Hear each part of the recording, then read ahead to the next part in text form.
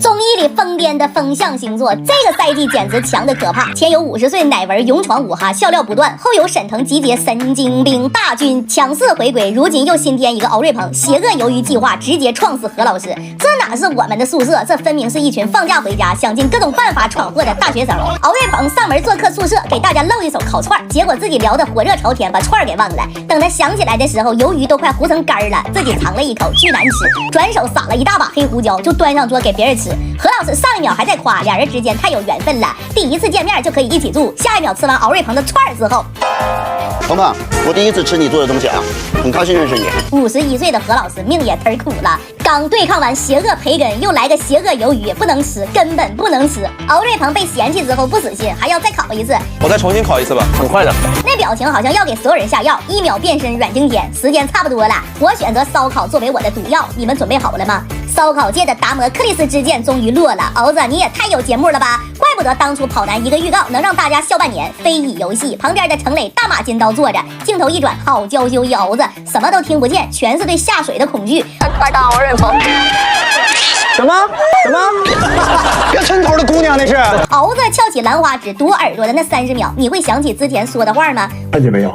猛男，我看出来了，抽象这块敖瑞鹏是天生的，难怪田许宁能跟他玩到一块儿，这双向奔赴的病友情。虽然俩人颜值很能打，个个宽肩窄腰大长腿，一个是剧里一级更比一级强的极域妖王，和魅魔一样的13000，另一个简直是天选吊戏工，也是大侦探里的管家贾莎莎。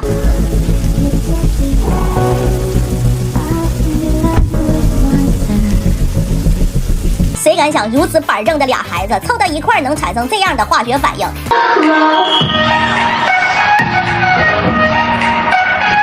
他们俩还有一个特别霸气的组合名字——雷朋组合。田许宁的个人简介甚至是一个沉默寡言且忧郁又爱弹琴的帅哥，演都不演了是吧？敖瑞鹏更是一天就拍那个死抖音，果然风象3颠的凶名不是夸张，而是写实。天秤座加处女座不是抽象是抽风，而身为水瓶座的高瀚宇抽象的一点不比敖瑞鹏少。何老师本以为躲过了敖瑞鹏的鱿鱼刺客就万事大吉，没想到高瀚宇还憋了大招，其他人都在安安静静的写人生曲线，高瀚宇写完了，悄悄拿起麦克风，嗷一嗓子。所有人都震了一下，必受惊体质的丁程鑫更是被吓出1秒800个表情，还给专心写作的谭健次都吓出了方言。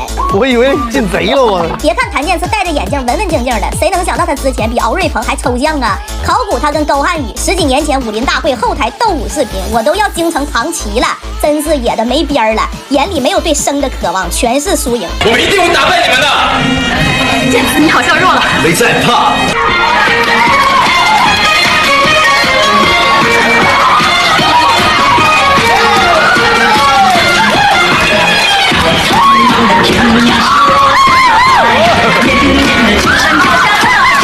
好家伙，一个治愈系综艺，3个抽象大王，真不敢想象下一期几个人数落起来能疯癫成什么样。